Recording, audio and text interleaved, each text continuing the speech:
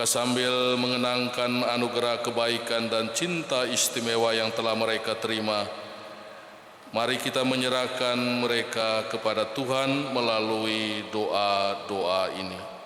Semoga Tuhan yang memberkati perkawinan di Kana melalui kehadirannya senantiasa menjaga pasangan ini agar selalu setia pada janji perkawinan mereka.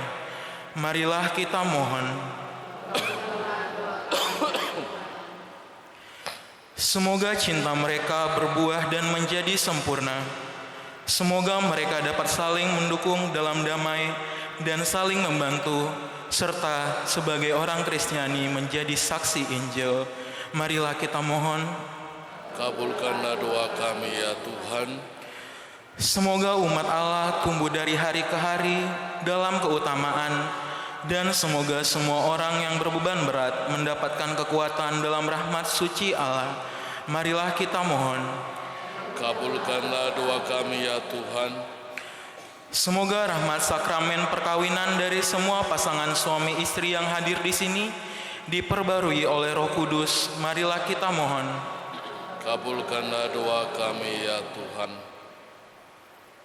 Ya Tuhan, utuslah roh cinta-Mu atas pasangan yang berbahagia ini, agar mereka sehati sejiwa.